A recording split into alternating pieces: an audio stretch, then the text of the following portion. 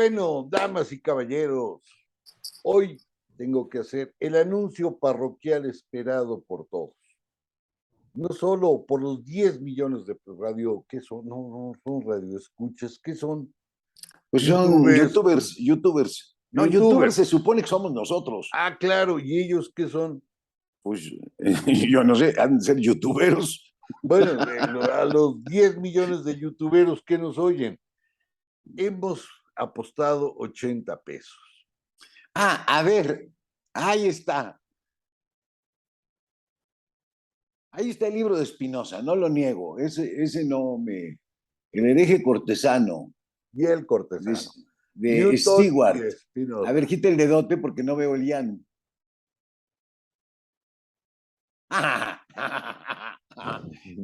Pero ese no era el de la apuesta. El de la apuesta. Ah, bueno, ya me ahorré Era, 80 pesos. no, nada más uno. Ese. Ahí está Superman, efectivamente. Matthews. Ah, pues con razón. Entonces, Es el mismo. Te debo 80 pesos. me debes 80 pesos, fíjate. Sí, O sea que me vas a invitar a desayunar por en un supuesto. lugar muy lujoso. Acá a la vuelta de mi casa Claro. hay unas garnachas y te toca ahora la cuenta, fíjate. Ahora me toca la Yo creo que cuenta. sí te va a alcanzar. Yo creo que con los 80 pesos, vamos, ya está ahí. Mira nada más. Y Matthew fíjate Stewart. que, déjame decirte una cosa, voy a ver si te la consigo, pero tengo la impresión de que esa imagen no sé si por culpa del YouTube se está volteando, pero mi recuerdo vuela no hacia este lado donde está, sino al lado contrario, y aparece el cuerpo así de Superman con la pierna recogida. Ahorita vemos de quién es la ilustración. Eso no da problema. Y yo te decía la vez pasada que a lo mejor era este racionero, Es un Juan ensayista Pablo muy Rada. bueno. Juan Pablo Rada, el autor de la ilustración. Bueno, Y fue para entonces este libro.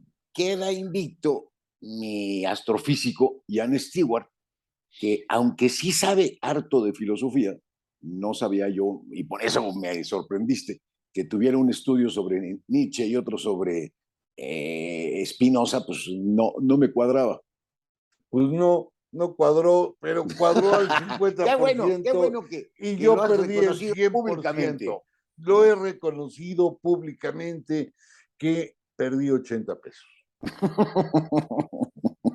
Ni modo, ¿qué le vamos a hacer? Me falló un nombre, eso me tiene preocupadísimo. A mí no me falla la bibliografía, nunca, pero ahora sí me falló. Y conste que pusiste tu dedote ahí para tapar el Ah, nombre de pila. claro, pues el chiste era hacerle así. Ahí está Stewart. Pero tú me hiciste recorrerlo. Sí, porque iba a ser trampa. Claro, igual acá ya lo intenté, pero ya con muy poca gana, ya nada más fue para cumplir con el expediente. Sí. Pero los dos son muy buenos. Bueno, lo que sí, tu memoria sí es buena. Lo que pasa es que fíjate que las memorias en general, a mí también me pasa, corrigen y Claro, recuerdan lo que quieren y y hacen lo que, acomodan. claro, y lo dejan bonito para que me ganara 80 pesos. Pues no, los perdiste en este caso. Los perdí en este caso. Yo con esos 80 pesos me iba a retirar. Pues mira, alcanza como para un paquete de cigarros y a lo mejor un encendedor de esos bastante balines. Ándale, o un refresquín, o una agüita, una coca. No, ya quedamos que unas gordas, unas garnachas, Órale, unas unas memelas. garnachas, unas mimilas. Como dice Sheridan, los mexicanos somos un planetoide que orbita alrededor de la garnacha y la torta de tamal. Yo prefiero torta de chilaquiles, fíjate. Esas también son buenas. Sí, cómo no. Ya con eso voy a estar a todo dar. Ya con eso, es más, te voy a invitar unas tortas de chilaquiles. Órale, me Ya. parece muy bien. ¿De qué vamos a hablar hoy? A Oye, ver, pensaba que platicáramos Ya lo hemos tocado el tema en varias ocasiones, pero creo que da de a de veras, para volver a él, volver a la idea de la censura, del libro prohibido, de qué pasa con estos autores prohibidos. Y Órale, ahorita me comentábamos también, ahorita antes de comenzar, el caso de Salman Rushdie, que sí se la sí, hombre, cumplieron. lo acaban de acuchillar, bueno, hace unos meses y estuvo a punto de perder un ojo. Ya finalmente no seguí el final de la noticia, pero Yo fue tampoco. una cantidad de cuchilladas terrible. Y en medio pues, de una conferencia, iba saliendo el pobre, Ujú. y, y pues afortunadamente no lo mataron, pues, pero sí, pues se la terminaron por cumplir. Sí. Estuvo mucho tiempo escondido y además protegido por la corona inglesa. Estuvo Ajá. ahí y fue la época más dura de de la amenaza esta. Y ahora parecía que ya se había relajado, ya se había distendido, ya se había olvidado. Y de pronto sale por ahí un loco y hace un acto de una violencia, pero verdaderamente horrible. Pero no será, a mí el caso de Salman Rushdie, yo te soy sincero, nunca he acabado de entenderlo. Déjame explicarte por qué no lo entiendo. Cuando él publica los versos satánicos en, en Irán, se publica, el ayatollah publica una fatua contra él, es decir, una condena con la ley islámica por haber hecho una serie de improperios contra el Islam. Pues como todos los que estábamos en aquella época, yo corrí en 32 segundos a la librería, me compré los versos satánicos y he de confesarte dos cosas. Me aburrió como un ostión. Sí, a mí tampoco me gustó. Y yo también fui por él por las mismas razones. Hizo tal escándalo el asunto que el morbo me llevó a esas páginas y no me terminó de seducir, de convencer. No, no, a mí me parecía que era una novela que no sé de qué se trata y aburridísima. No recuerdo nada más que era profundamente aburrida. Es más, ni siquiera la conservé. Y creo que hoy no se sigue reeditando, lo que me hace pensar que sí era muy aburrida.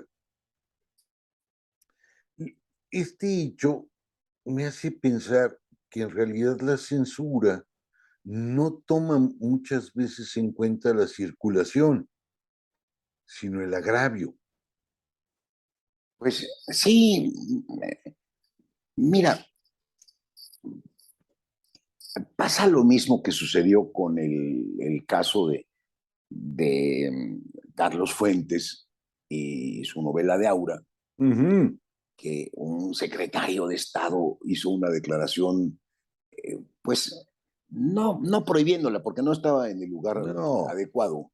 No era un secretario de Educación Pública, era un secretario del de otra trabajo, área, ¿no? del trabajo, ¿no? Abascal, sí. Sí. Y en ese caso, igual que en el caso de Rusdi, sirvió más que nada para pues, hacer un aparato publicitario que seguramente dejó muy contentos a los editores. Incluso se hizo una edición especial Uh -huh. dedicada a Abascal. Vicente Rojo tomó la edición de Era, que tenía una portada de él y un diseño de él, y la volvió a hacer. Y el capítulo de Abascal está impreso sobre una plasta morada, color obispo, y con tipografía blanca. Es una edición muy bonita, muy bonita. Claro, yo creo que pasados los años el chiste ya no va a funcionar. Sí, no, se olvida el referente y pues es lo que pasa a los chistes que envejecen. Pero Ujú. fíjate que a lo mejor sí valdría la pena que le escarbáramos un poco como al núcleo de la Ujú. prohibición. Hay alguien o que tiene la fuerza o que tiene el poder, Ujú. siempre está en un escalón superior como para poder emitir un acto de censura, un decreto de censura. Ajá. Esto no pasa, Ujú. ¿no? Como está prohibido que esté ahí delante de los demás. Ese gesto, que te digo que es apoyado o por la fuerza o por el poder, que para el caso es lo mismo, Ajá. lo que busca es limitar la libre circulación de algo que desde el punto de vista de ese poderoso no Ajá. debe de ser conocido por los demás. Esto que te estoy Ya. diciendo es pura obviedad. Lo, Pero lo, me parece que es un buen punto sí, para arrancar. lo interesante es hasta dónde se ponen ciertos límites pensando en el bien general, Ujú. o que los de mi grey, los de mi grupo, los de mi país, los de mi sociedad, no vean eso porque los perjudica, o que eso no circule para que no exista. Ujú. El criterio con el que el censor prohíbe, pues es una cosa muy curiosa, fíjate. De alguna manera se cree el poseedor del bien, y aquello que constituye, según su criterio, una infracción al bien, pues hay que eliminarlo de este mundo. Ajá. ¿No? Ese me hace que es como la estructura del razonamiento. Yo supondría lo mismo. El único problema es que esa estructura de razonamiento choca con varios problemas en el mundo real. Uh -huh. Fíjate, se me ocurren tres. El primero es la modorra. A ver, A ver, voy a explicar. ni quien se mueva. Ni quien se mueva. Por ¿Para qué ejemplo, prohíben si de todos modos ni van a ir? aquí en Nueva España, por ejemplo, la Inquisición publicaba no solo el índex, sino listas de libros que no podían circular, estuvieran o no en el índex. Uh -huh. Y llegaban a la Inquisición y la mandaba a sus corresponsales de toda Nueva España. No más que habían dos problemas.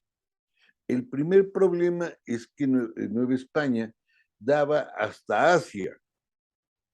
Uh -huh. Sí. Y al norte hasta quién sabe dónde, y al sur por lo menos hasta Centroamérica. Bueno, para atender ese negocio, el número de inquisidores era chiquitito. Ajá. Entonces, cuando llega la orden de prohíban tal libro, decomisen tal libro, quemen tal libro, el pobre inquisidor, imagínate al que está en Veracruz. Sí, ¿con qué infraestructura puede llevar a cabo una ordenanza de ese tipo? Pues es Y aún, como y aún más, irrealizable. irrealizable, y aún más, qué hueva. Lo que pasa es que fíjate que tú lo ves por el lado operativo, pero a mí se me hace que el verdadero problema es el terror que se siembra, porque con que Ajá, agarren a uno, claro, inmediatamente los demás escritores que podrían decir su versión o empiezan como a autolimitarse, claro. Hay una ¿no? censura brutal. Entonces, lo que está en juego es esa tranquilidad con la que uno podría sentirse, pues, en un mundo donde hay libertad de expresión realmente y uno suelta todo aquello que considera que es correcto según el punto de vista de cada autor. Ajá, Y, pero cuando uno empieza a ver que hay escarmientos, que hay prohibiciones, que las cosas suben de tono, es inevitable, salvo que sea uno un suicida, que uno por razones de sensatez, de prudencia, en pocas palabras, de miedo, de sí, collonería, se limite. Y entonces sí surte un efecto, aunque te digo, a la hora de operar una reglamentación no hay infraestructura. A la hora simplemente de hacer el gesto, muchos se quedan espantados y claro. eso es eficaz. ¿Eh? Efectivamente, ahorita me acordaba con lo que tú contabas de un hecho que narra Alberto Mangel en uno de sus libros, no me acuerdo cuál, Creo que es el de cuando empaca su biblioteca, el libro que dedica al momento que está guardando su biblioteca para irse de París y regresar a Argentina. Y cuenta Ujú. en ese librito una cosa verdadera, no sé si es terrible o de risa loca, que durante la dictadura militar en Argentina, el servicio más requerido en las casas de los lectores era el del plomero. Ajá, ¿por qué? ¿Echaban las hojas por el No, excusado o qué? quemaban los libros prohibidos para que no los Ajá. agarraran, no los juzgaran, no los desaparecieran, no pasaran los horrores que pasaron, y los echaban en el excusado, le prendían fuego y aquello se tapaba. Qué barbaridad. ¿A poco no es? No, no es. Entonces No, pues llegaba ya el plomero, le metía algo ahí, o le echaba algo ahí. No me vais a preguntar con qué, pero lograban hacer esto. Es decir, el miedo era tal que la gente andaba verdaderamente asustada. No solo eso, hubo gente que al momento de esa dictadura empezó a dudar de libros que no estaban prohibidos.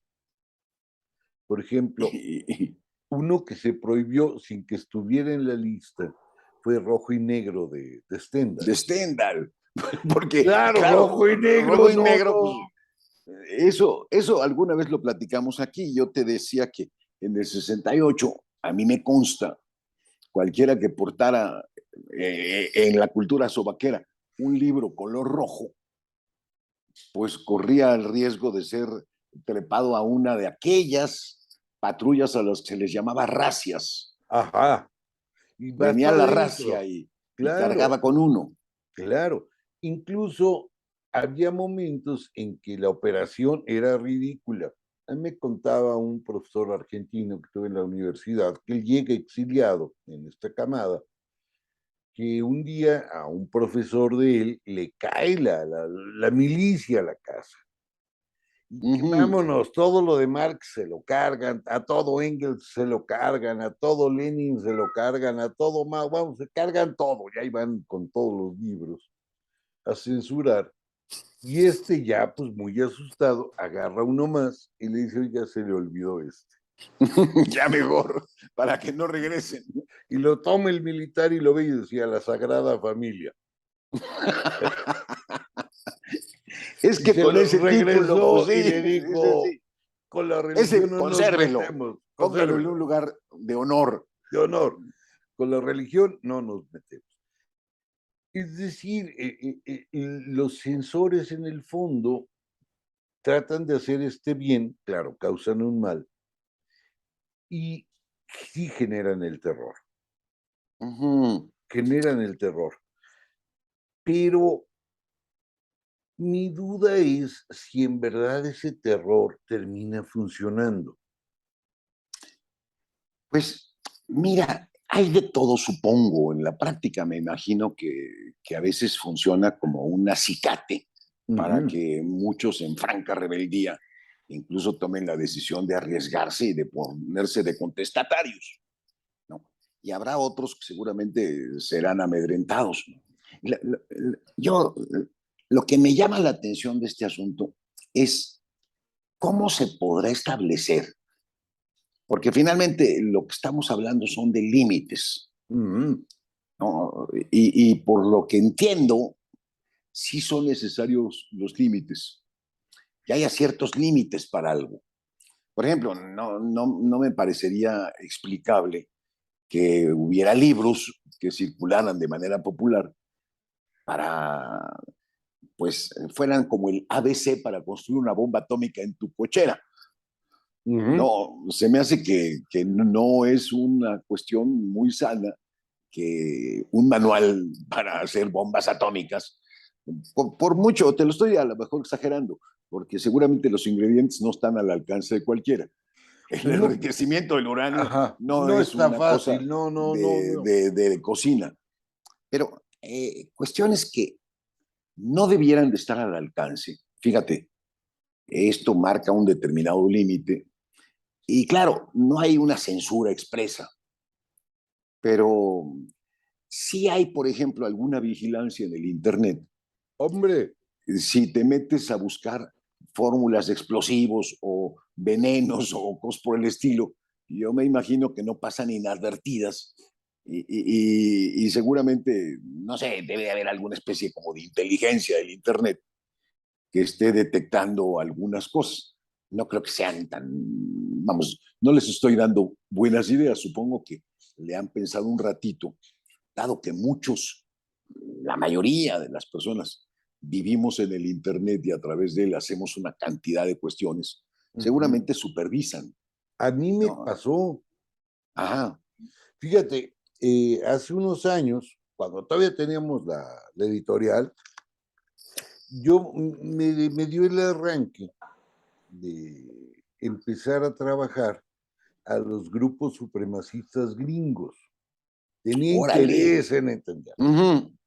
Y entonces, pues ni modo de llegar y decirles, oigan, señores, pues fíjense que yo soy un mexicanito que tiene mucha curiosidad por entenderlos a ustedes, neonazis de mierda, y pues me iban a poner una terrible. Pues es que con esas curiosidades han de haber pensado que eras un cucuzclano. Bueno, empiezo a revisar las páginas de todos los grupos supremacistas gringos y me di cuenta que todos ellos usaban como libro de texto para preparar explosivos y todo esto, el manual del guerrillero urbano de Marighella. Uy, sí, ese yo lo conocí, fíjate. Yo lo tuve. Yo también, eh, el mini manual del guerrillero urbano. Ándale. Pero fíjate que Y el era día una que explicación para tonteras muy sencillas como una molotov y cosas así. una bomba de clavos creo que era lo mejor que traía. Sí, y una fórmula con azúcar.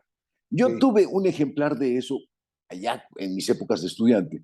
Circulaba en una versión de offset, claro, de esas páginas que luego se deslavaban y se ponían horribles. horribles. Bueno, Pero sí pues, tuve eso cuando era clandestino, ese libro. pues yo me metí, lo descargué y no lo acababa de descargar cuando me apareció en toda la pantalla el logotipo del FBI. No me digas. ¡Qué barbaridad! Pidiéndome cuentas de por qué andaba yo, uno, descargando Marighella, dos, viendo, y yo les decía, oiga, no, pues yo nada más soy metiche, Yo soy un estudioso. soy un estudioso, pero fíjate, perdón que me salga, pero volví a leer en esa ocasión el manual de Marighella y hubo cosas que me llenaron de terror. Uh-huh. Vamos, esto de hacer las bombas, a mí me parece que era literalmente lo de niños bien portados. Uh-huh. Lo que te enseñaba ese manual, y de ahí me seguí para otras cosas, a mitotear, era cómo debería de apuntar un guerrillero. Ah, ¿verdad? Ajá. Ese pasaje no recuerdo. Fíjate, perdón que me detenga, pero Sí, me sí, sí. explico. El, los gringos, los soldados gringos, por ejemplo, disparan en ráfagas de 3 y no apuntan a la cara, apuntan al pecho. Entonces, cuando dan el jalón y salen las 3 balas, pues el fusil hace así, entonces te toca uno en el pecho, en la panza, en el pecho y en la cara. Ajá. Infalible.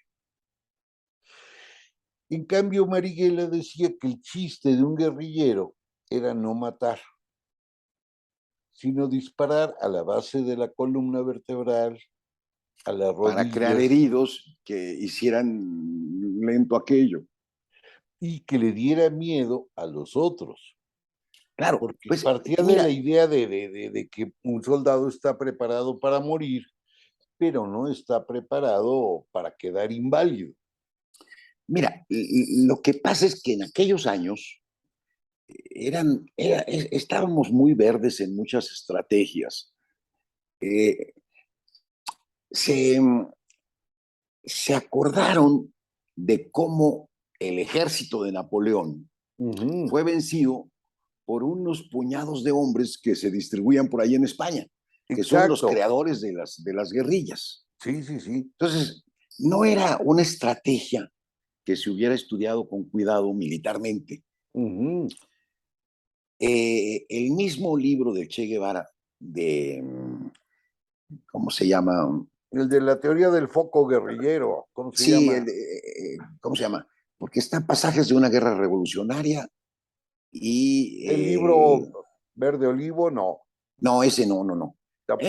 Hay un libro de Che Guevara en Ujú. donde da hasta la receta de qué debe de contener la mochila del guerrillero. Ajá. Y me acuerdo muy bien que mencionaba un jabón porque por más que, y un jabón y un sartén, porque si no lavas el jabón, el sartén, terminas extinguiendo al pobre guerrillero porque se enferma del estómago. Claro. Entonces era muy importante, hacía mucho énfasis en el jabón y otras cosas, ¿no? Ese libro fue prácticamente de circulación clandestina allá por los años 60. Ujú. Y un día la editorial Era sacó las obras completas del Che Guevara, donde venía este texto incluido, Sí, que ahorita te digo que no me acuerdo cómo se llama, a ver si nos ayudan los que nos siguen para que aparezca por lo menos en el chat. Venía incluido y mi sorpresa fue mayúscula cuando me encontré alteros como las pilas que ponía Mauricio Achar, ahí en Gandhi, pero ¿sabes en dónde? ¿en En las dónde? tiendas Sanborns. Claro, Ahí lo vi vendido. pero eso tiene que ver justo con algo de la censura. La maravilla del poder es que puede convertir al libro más revolucionario en la mejor mercancía. Lo que sucede, yo creo, es que ya eran unas estrategias tan conocidas, tan probadas, tan sabidas, y que empezaron a ser contrarrestadas por la contraguerrilla. Los que en Claro, ese entonces se llamaban los boinas verdes y que luego ajá, fueron cambiando de fisonomías y terminaron convirtiéndose en el famoso Rambo. ándale, Entonces ya los eran como demasiado bobas. ingenuas, bobas, elementalonas. Cualquiera que se sentara a pensar un poco cómo hacerle, seguramente le nacería. Y por mucha experiencia que pudo haber tenido el Che Guevara, de todas maneras, fue una estrategia que terminó siendo muy, muy conocida. Y entonces hasta se me hace que les convenía que siguieran los pasos del Che, porque era muy fácil Claro, desarticularlos, era ¿no? mucho más fácil, mucho, mucho más fácil. Eh, eh, Eso ha de haber sido, fíjate, yo una de las cosas que a mí me tocó ver, no con la guerrilla del Che, sino con la sandinista, fue la cantidad de gente que se fue a participar en estas cosas. Yo, la verdad, no me dio. Yo ya andaba con dudas, pues, estaba a punto de cortarme la coleta marxista y la verdad es que aparte el verde no me sienta, entonces, ay, sí, No, pues mira, fueron épocas en las que circulaban muchas cosas. Había una articulación muy extraña de células que por mucho que pudieran pescar a algunos, los demás inmediatamente podían cortar el contacto con esto. Fue la estructura, eh, ¿cómo llamarla?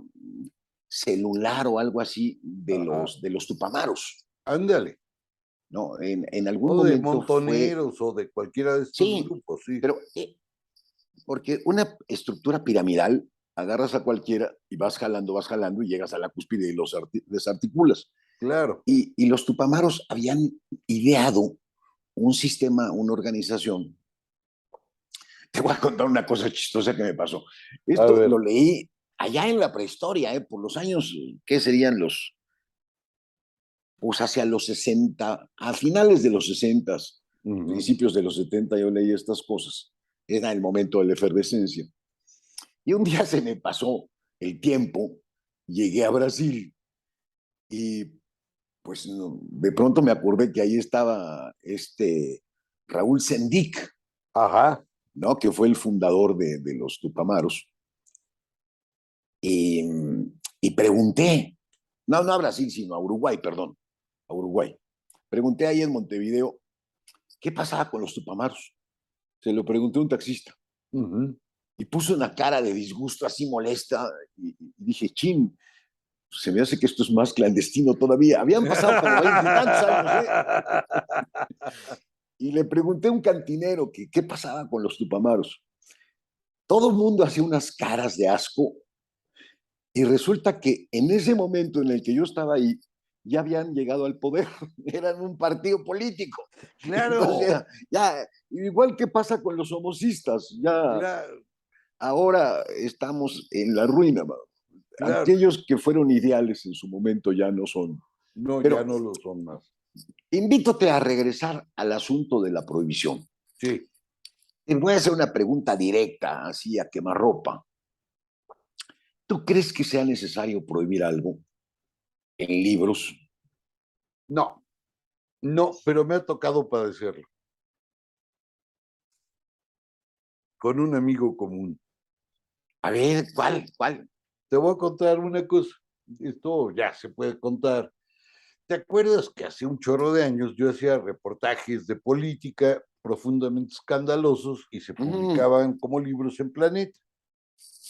Pues resulta que en alguna ocasión escribí uno sobre el primer año de gobierno de Cedillo.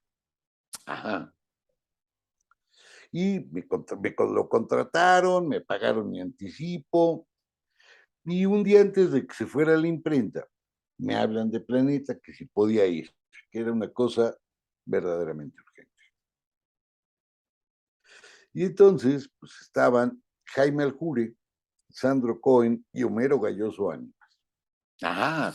Estaban los tres y me dicen, oye, vimos tu libro, que está muy bueno. Le digo, hombre, pues, Por supuesto.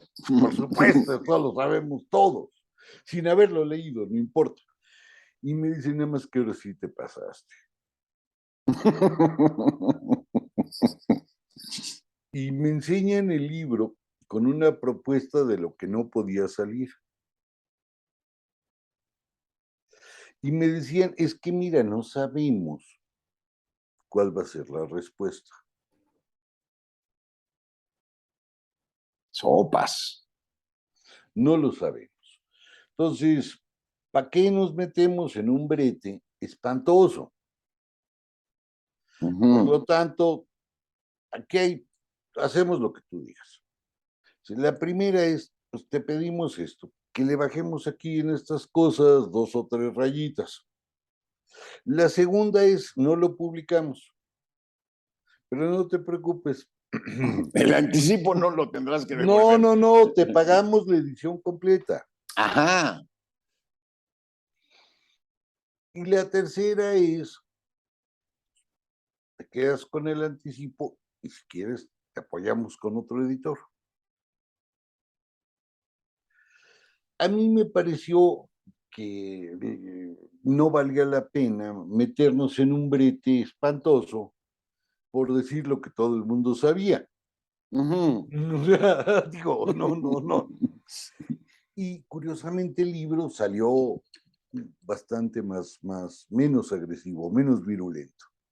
Ajá. Lo que me lleva a preguntarme justo lo que tú dices, si tenía o no tenía algún sentido. Yo no tenía ninguna fuente confidencial en ese libro.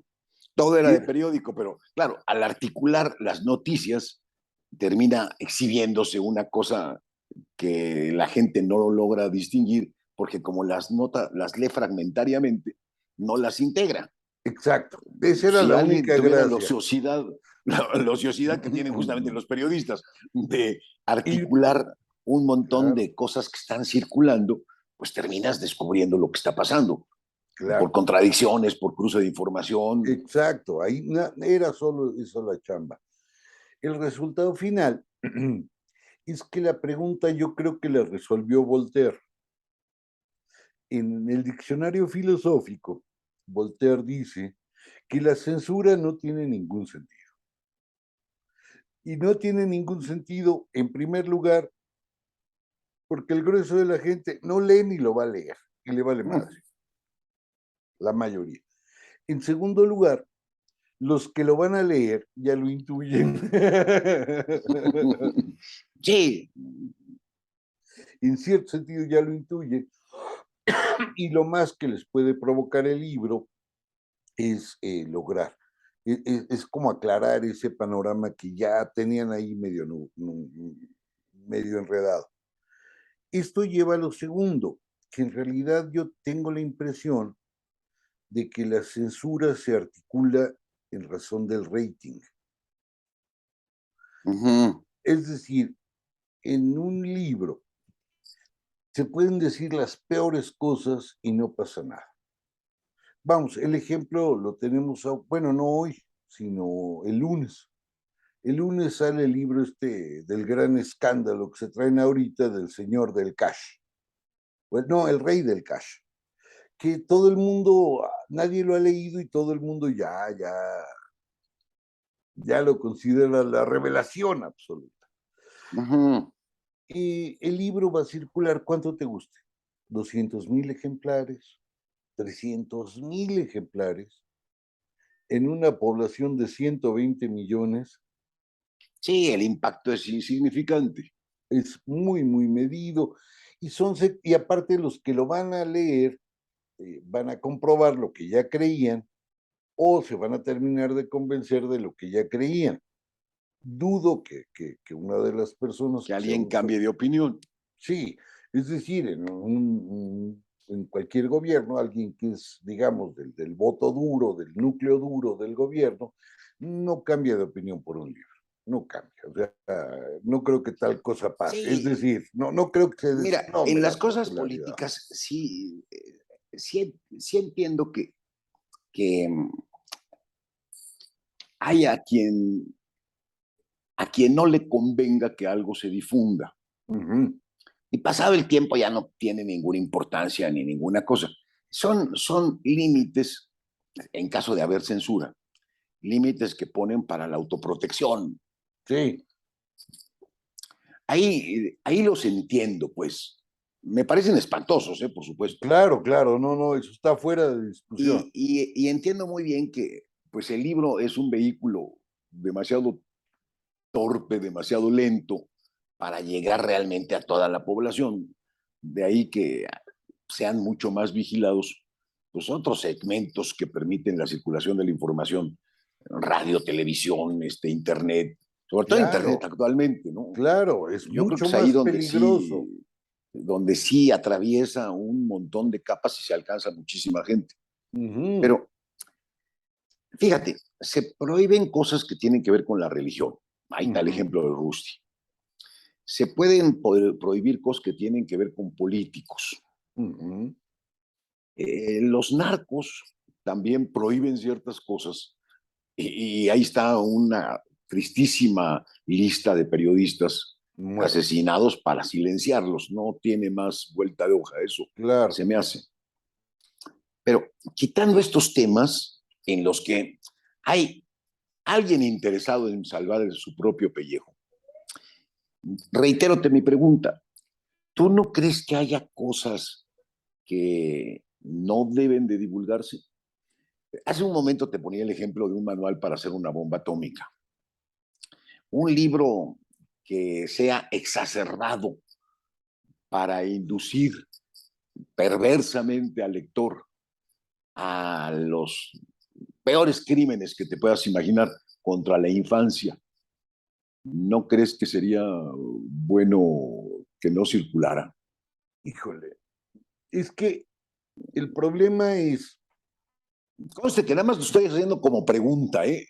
eh, yo te diría no, pero sí o sí, pero no, porque el problema es, tú pones la primera pared y dices, esto no, Uh y -huh. luego pones otra, y luego el problema es definir cuáles serían esas paredes. Vamos, pongo un ejemplo. Ok, vamos a prohibir aquellos libros que enseñan a hacer bombas atómicas en la cocina. Oye, ¿y si prohibimos los de bombas Molotov en el baño?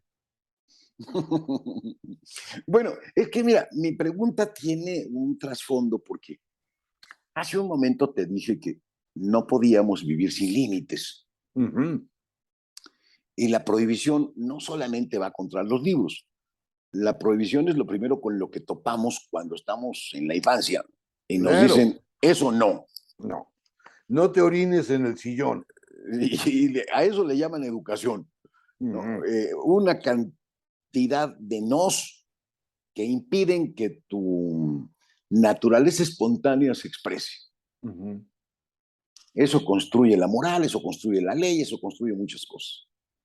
Y justamente lo que arma son unas ciertas reglas del juego para convivir socialmente. Sí. Todas las leyes las podríamos ver como prohibiciones, Ujú, ¿no? Limitan, encausan, dicen de qué manera, no de todas las maneras es posible. ujú. Hay un problema muy grave, porque si no hay límites, no nos formamos como seres humanos. Ajá. Entonces, son necesarios los límites en algún sentido. ¿En qué momento esos límites se vuelven una inhibición para cosas que sí debieran de circular? Ujú. Me imagino un mundo dividido en dos sectores, más bien dos tipos de subjetividad. Unos que sí quieren porque creen que les conviene y otros que no quieren porque creen que no les conviene. Ándale. Y ahí todo depende de quién tenga el poder. Ujú. Pero no hay finalmente una razón fundamental que legitime al censor No, no hay o ninguna. que legitime al, entre comillas, transgresor. Ujú. No entiendo la prohibición, pues. No, O yo vamos, tampoco. justamente cuando la trato de articular con este mundo, se me empieza a llenar de contradicciones, porque por un lado me parece indispensable que existan los límites, Ajá. y por el otro lado me parece que nadie tiene el talento, la capacidad, el conocimiento como para poder abrogarse el derecho de decir los límites llegan hasta aquí. Claro. Entonces me encuentro en una paradoja social, existencial, metafísica. Sí, yo lo llevaba a un ejemplo esto, fíjate. No sé si te acuerdes cuando sometieron a Hostler, a la revista de encueradas, a juicio. Uh -huh. Decían en el juicio que aparte, bueno, de andar ahí presentando mujeres en posiciones casi ginecológicas, por decirlo de una manera elegante, en las caricaturas se burlaban de lo más sagrado. Había una de Santa Claus y Merry Christmas, aquel haciendo, explicando por qué hacía jojojo. Ya me lo hiciste ver, sucio. Bueno, ya había otra de Dorothy, la del Mago de Oz, con el hombre de hojalata haciendo sus cositas y terminaba decapitada. No me detengo en la explicación. Ajá. Pero, y decían, bueno, ¿cómo es posible que lo más sagrado que tenemos, la Navidad y el Mago de Oz, Sean sea... mancillados por... Y la defensa de Larry Flint argumentaba algo muy simple. Me pueden acusar de mal gusto, Uh -huh. pero eso no es delito.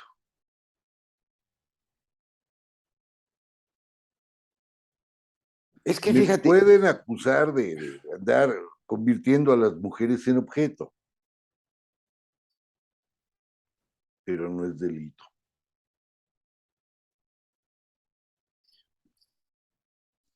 pero Porque no puedes prohibir pensar, lo que puedes prohibir es actuar. Es decir, yo no te puedo prohibir a ti que pienses poner una bomba atómica. No te puedo prohibir que incluso estudies cómo ponerla. Lo que te puedo prohibir es que la pongas. ajá. O Entonces, sea, el daño no está en la intención, sino en los hechos. claro, Ujú. Y Porque, normalmente la censura va contra la intención. Bueno, de exacto, alguna forma son hechos, son hechos, eh, porque se presentan materializados como un objeto, exacto.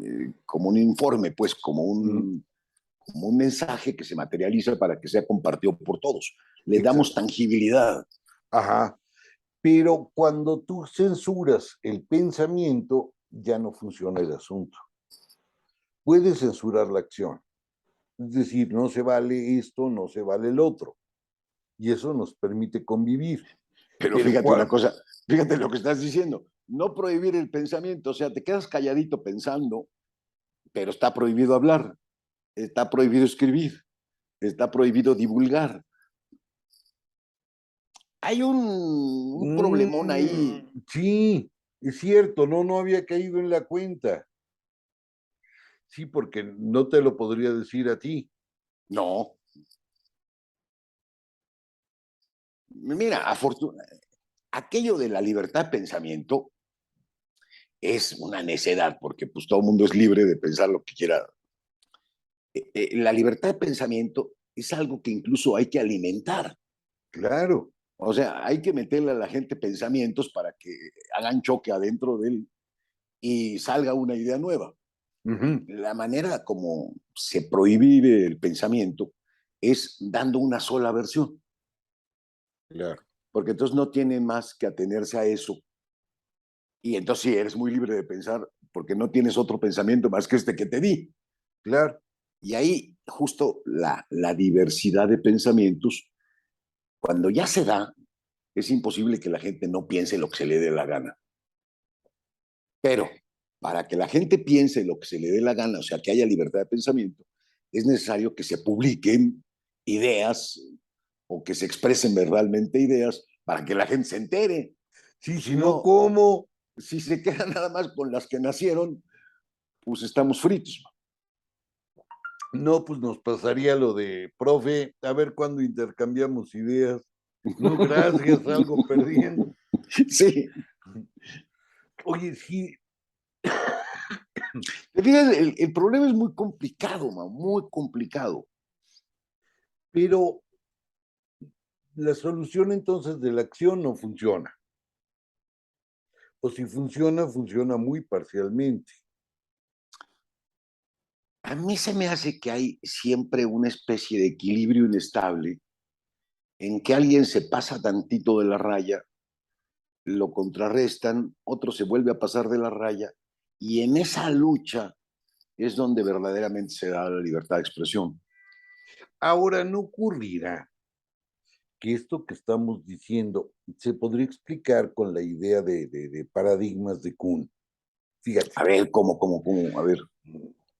ya ves que Kuhn sostiene que un paradigma tiene más o menos, describe una curva normal.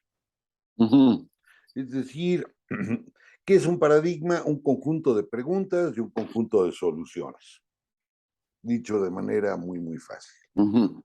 Y ese paradigma, cuando está partiendo el queso, tú lo puedes ver en los libros de texto. El libro de texto es la expresión máxima de un paradigma. Ahora, que ese paradigma esté en un libro de texto y se vuelva la idea generalmente aceptada sobre algo, me da igual si es la historia, la filosofía, la cocina, vamos, lo que sea. Ujú. No significa que sea correcto ni que resuelva los problemas. Claro, es que en el fondo es una ideología. Exacto. Ahora, esta ideología no se mantiene por razones racionales. Se supone que hubo un momento de deliberación racional en el que alguien eligió los contenidos, eligió por tanto las preguntas y las respuestas, y le Ujú. pareció que eso sería bueno porque la Exacto, educación sirve finalmente para formar al hombre en una determinada dirección. exacto. La pregunta es por qué no formarlo en otra dirección. Ah, porque esa dirección funciona, porque un paradigma es también un discurso de poder. Sí. Es decir, pongo un ejemplo muy simple o muy complejo, como se quiera ver. durante muchísimos años aquí en México rifó de a de veras y era el paradigma dominante la Escuela Mexicana de Pintura. Es decir, mexicanito pobre con trompo, indígenas bailando, muy monos, señoras con una sola ceja y hartos bigotes, en fin, estas cosas que nos parecen maravillosas. No es que eso tuviera que ver con la realidad del país ya era otra, ya éramos a Ajá. gogó, y lo digo en serio. Y en la época de Miguel Alemán ya había rumberas y no salían. Esto se mantenía porque era parte de un discurso político. Ujú. Cuando el discurso político se empieza a rajar, se permite una discusión. Es decir, lo que hace Cuevas con la cortina del nopal, lo que hace Rojo, lo que hace Vladi, lo que hace Fernando García Ponce con la Galería Prisi, ahí en la zona rosa, era esta discusión. Abre una discusión, sí. Y es una discusión que cubre muchos lugares. Tantos lugares como México en la cultura en México, es la época de Fernando Benítez como editor de De los suplementos, suplementos claro. famosísimos de Fernando Benítez, sí. ¿Y qué ocurre? En esta pugna hay un chorro de chispas de sabiduría. La única desgracia es que ganan estos y se convierten en el paradigma dominante. Sí, sí, sí, pues es que ese es el problema. Cuando un discurso combativo termina por sacudirse la opresión de un discurso añejo que además ha estado dominando durante mucho tiempo, Ujú. pues el nuevo que llega con grandes bríos se instala, agarra la inercia, se corrompe como todo lo que dura un ratito en este mundo y luego no sabemos cómo quitárnoslo de encima. Ujú. El ejemplo de nueva cuenta está en los libros de texto. Durante un tiempo, pues era la patria gordibuena, de la Ujú. bandera, la de González Camarena. Y cuando ya se convierten en paradigma dominante, las tapas eran de Cuevas, de Felgueres, de Toledo, etcétera. De Gurter Gerzo, creo que también hizo, Rojo también hizo portadas de libros de texto. Hablo del libro de texto gratuito, por supuesto. Sí, sí, sí, sí, sí. Y eso te marcaba que ellos ya eran el pandero. Y eran tan duros como los muralistas. Y se mantenían acá como un paradigma dominante. No quizá ya porque fueran tan revolucionarios, sino porque ya se habían quedado con el pandero. Ujú. Bueno, si esto que estoy pensando es más o menos cierto, resultaría que la censura es aquello que se sale de estos paradigmas. Claro, lo que no comulga. Ujú. Pero lo que queda fuera del paradigma, corremos el riesgo de que se convierta en el nuevo paradigma. Pero mira, si no queda nada fuera del paradigma, eso se eterniza. Y entramos en la Edad Media. Pero En sin la que... Edad Media que puede ser muy rica desde el punto de vista de la discusión, pero acotada en una temática Ujú. y con unas verdades que no se pueden eh, modificar. No, no estaban dadas de una vez y para siempre. El trabajo que costó poder pues dar paso al Renacimiento fue verdaderamente infernal. Ujú. Siempre que se llega a una especie de criterio, pues nos estancamos. Claro. Lo que nos ha caracterizado afortunadamente como seres humanos es que los paradigmas, por mucho que sean dominantes, no son asfixiantes y pueden hacer a alguien afuera o venir con unas ideas que contravienen esto. Claro, O sea que la legitimación de los límites lo da el hecho de que haya una forma idiota, la de moda, que sea la imperante. exacto. Y Y lo luego de, vendrá otra forma idiota que sea la de esa moda y que sea imperante. llévalo incluso a la literatura infantil. Hoy un libro donde un perro sufre de mala manera se censura. Ya hace 20 años le podrías patear al perro sin ningún problema. Este es tan idiota como aquella. Conste que no tanto se censura, pero sí se excluye, que es una forma como el individuo puede ir metiendo lo que no quiere ver. Ándale. O como lo dijéramos en mexicano, la censura del ninguneo. Ajá. Es decir, ese libro lo ninguneamos y terminamos por condenarlo a una suerte de ostracismo, a un silencio. Y lo Que mismo esa, pasa con otro tipo de cosas, pues. que esa censura es tremenda, ¿eh? Porque ¿sabes de qué habla? Habla de una élite de poder intelectual, unos grupos culturales hegemónicos, y perteneces a ellos o no perteneces a ellos. Si Sí. perteneces a ellos, te llevas todas las chinampinas que hay en este planeta. Si no perteneces, pasas de largo inadvertido, nadie te voltea a ver, nadie te pela y terminas apagándote por más que traigas un chisporroteo eufórico. Oye, ¿y por qué tan autobiográfico soy? Pues es que me tocaste un tema que he vivido. Pregúntamelo a mí. Podemos organizar una sesión de lamentaciones si quieres, no hay ningún problema. Pues mira, nos sirve un poquito de terapia. Sí. Ahora, fíjate lo curioso. Si además de esta cosa como paradigmática, nos metemos en el siguiente paso, tú descubrirás que lo que era un horror en el paradigma anterior o 3 paradigmas para atrás, hoy ya no rifa. Te cuento lo que me Totalmente. pasó hoy en la mañana para que te rías.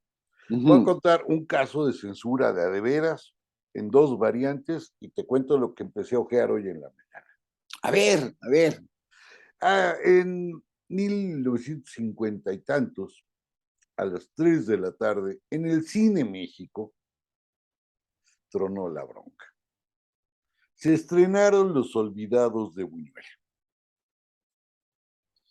Bueno, cuando se estrenaron Los Olvidados, Buñuel ya estaba condenado a que le iba a ir mal. Ujú. Eh, Lupe Marín, la esposa de León Felipe, y Pedrito de Urdimalas, tú dirás quién es Pedrito de Urdimalas, pero ahorita te digo quién es, A ver, quién Gloria es ahí? Nacional, es el autor del guión de Nosotros los Pobres, Ah, caramba. ¿sí? Entonces, en la función pues, de estreno, no en el cine, sino a nivel privado, la esposa de León Felipe, Lupe Marín y Pedrito de Urdimalas le dijeron que no tenía madre, que esa manera de traicionar a México no se valía.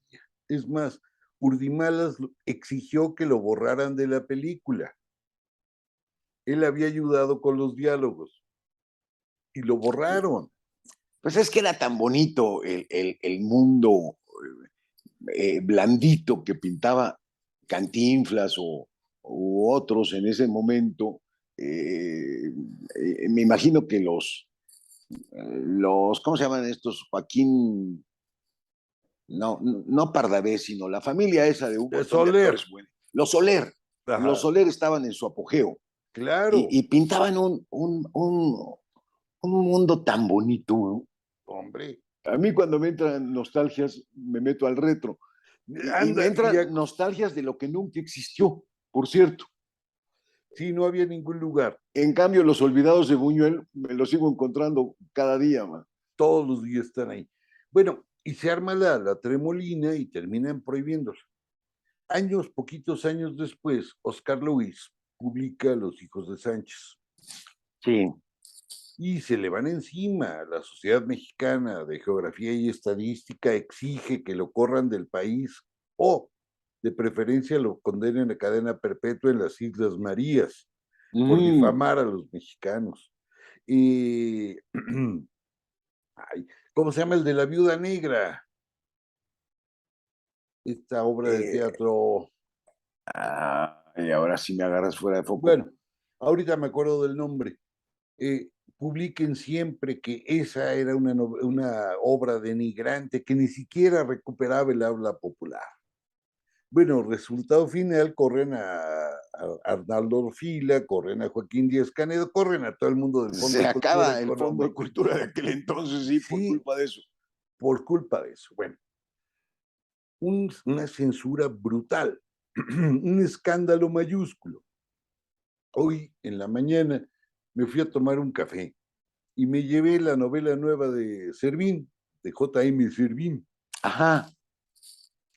Haz tú de cuenta Los hijos de Sánchez, pero en vez de en los 50, en los 80. Y sucede relativamente cerca de acá, en una unidad habitacional de Iztacalco. Bueno, la leí y me eché como 60 páginas, plenas de morbo. He de confesar que me murió el morbo durante 60 páginas y era en realidad estos horrores de llega la policía y los golpea, los extorsiona, queman el Terraza Casino con uno de los familiares adentro. Bueno, todo el horror de este país jodido, ahí está. Yo decía, bueno, hoy, ¿quién se va a quejar de eso? No, pues nadie. Es más, esta película de Buñuel es parte del cine de culto y es vista como un prodigio. Se perdió y es parte del pandero. Sí. Incluso cuando se vuelve parte del pandero, permite que el gobierno, que el poder aprenda. Me explico. Ajá. El poder funciona por repetición. Cuando hay una repetición, el poder aprende cómo responder. Y entonces, pues cuando Luis Buñuel presenta a Los Olvidados, no, pues aquello es el acabose. Cuando Oscar Luis presenta a los Sánchez, a los hijos de Sánchez o la muerte en la familia Sánchez, pues es el acabose. Pero cuando Iñárritu presenta Amores Perros, todo el mundo dice que no pasa nada, que es un retrato Sí, ya, fiel. ya, ya. ¿Por qué? Porque la repetición le dijo al poder, aprendamos a manejar esto. Es más, Ujú. saquemos raja de esto, porque mientras existan estos grupos absolutamente jodidos, yo tengo a quien redimir, y si me quedo sin quien redimir, pues pierdo la chamba. Ahora sí estás muy maquiavélico. No, es una idea muy de paz, de logro filantrópico. Sí, claro. Es decir, el poder funciona como un logro filantrópico que toma todas estas Siempre y cuando cosas. tenga desdichados a los que salva. Sí, Claro. esto lo entiendo bien. Entonces, el asunto es que como el poder aprende por repetición y que se nos ocurra algo nuevo, da harto trabajo, no le pegas. Sí, tiene una capacidad de absorción. Es que mira, los sistemas van entendiendo y mientras más se prolonga su vida, más absorben incluso cosas que son absolutamente novedosas. Ujú. Es como si fuera una especie de organismo de, ¿cómo se llama esto que ahora anda tanto de moda? Se me acaba de ir. El, el sistema inmunológico Ándale. del poder, ya no hay virus que le haga cosquillas, pues. Debe de haber, lo que pasa es que no lo hemos encontrado. Tiene que haber un virus que meta un calambre, porque no puede ser que sea, eso sería el fin de la historia, el fin del calambre. Pues los absorbe de una manera espléndida. Espléndida. Mira, yo te cuento una que me pasó a mí, verla muy de cerca, cuando trabajaba en la cosa de minería. Uh-huh. Un día los mineros de Real del Monte dijeron, vamos vamos a darle en la torre a la empresa. Y llegaron con botas casco y lonchera. Ah, Solo con botas, casco y lonchera. No más, de resto en traje de rana, ah. encuerados. Y se formaron para ir a trabajar sin hacerla de todos ni nada. Cuando los ven el señor gerente de recursos humanos o como se llamara, de Real del Monte, les dice, oigan, ¿y ustedes no? Pues como no dan equipo de seguridad, pues ya nos venimos así. Perdóname, aquí llegó una visita que Llegó era una la única forma de visita. acallarla. Bien. Y A ver, entonces, saluda al público. saluda, Lola. No, no me vengas a languetear que estoy trabajando. Vete para allá. Luego me dicen que le doy de zapes, man. No, nada más le avientes la cajetilla de cigarros. Nada más eso. Eso. Y entonces llegan encuerados. Y pues no saben ni qué hacer. Resultado final, en 7 minutos todos tenían uniforme, equipo de seguridad, bueno, ganaron. Días más tarde, los mineros de no me acuerdo dónde, pues llegan encuerados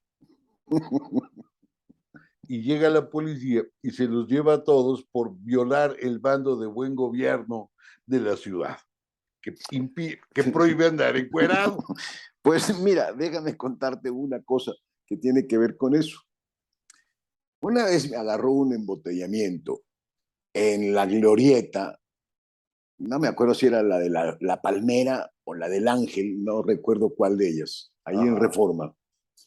Y estaban puestos los de los 400 pueblos, o no sé qué grupo era, todos con los calzones bajados y apuntando hacia mi parabrisas. Y yo no me podía desviar hacia, hacia el carril más lejano y me obligaban, si quería circular, a verlos a todos. Claro, No pasó nada, se quedaron ahí hasta que me imagino que se enfermaron de algún resfriado y terminaron yéndose. pero es que ahí tenían su base, era en La Palma y en la de Cuauhtémoc. En la de Cuauhtémoc incluso pusieron un templetito y hacían su número de encuerados, pero llegó el momento en que pues ya eran parte del paisaje. Fíjate cómo lo prohibido, la censura, hay momentos en los que parece que ni necesario es prohibirlos, porque justamente como lo subversivo, lo que provoca ruptura, se asimila, se vuelve como invulnerable. Esos momentos son buenos porque permiten que uno se mueva con más tranquilidad. Claro, pero al final no queda mucho de ellos. Sí, no, no. Es como las primeras marchas. A todo el mundo han de haber asustado. Hoy les mientas la madre en el tráfico. La primera huelga de hambre. Sí, Hoy no eran quiere comer. recursos Sí, de protesta, que finalmente una huelga de hambre o un libro de denuncia buscan el mismo objetivo. exacto. Exactamente el mismo. Pero los dos están condenados al fracaso. A menos que hagan algo espectacular. No visto. Pues mira, así como para terminar y ya ponerle remate a esto, Sí. hay una cosa, tú mencionaste a Kuhn, Ajá. yo te voy a mencionar a Heidegger. A ver, viene. Hay una cosa que Heidegger llama la estructura del uno. Es esta forma impersonal que se emplea cuando se educa a los demás diciéndole uno no se comporta así, uno no hace eso, uno no piensa eso. Y Heidegger se detiene y pregunta, ¿quién es ese uno? ¿No? Que parece invocado y que tiene una enorme autoridad. Ajá. Ese uno es el que marca el espíritu de una época. Y hay un ejemplo muy claro cuando se excluye a alguien que disiente de las maneras de pintar habituales. Uh-huh. Me refiero a Van Gogh. A Van Gogh todo el mundo le decía, uno no pinta así, uno no pone crestos anaranjados, le decían a Gauguin. Sí. Y Una de dos, o el uno te extermina, prohibiéndote, te aniquila, o el uno se acomoda y se absorbe la novedad y se vuelve el nuevo uno. Y durante una buena temporada, o eras impresionista o no eras pintor. Pintor.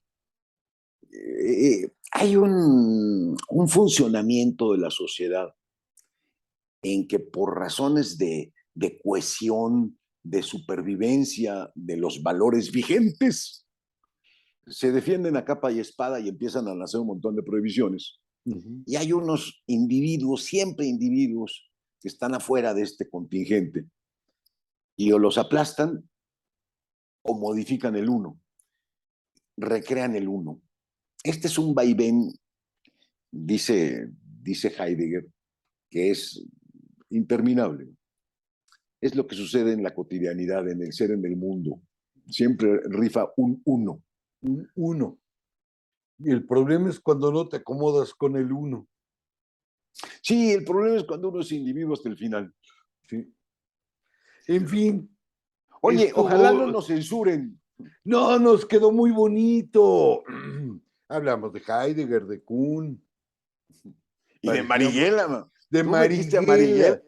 Pero era un ejemplo necesario. También metimos al libro de moda de la próxima semana. Hay que Oye, leerlo.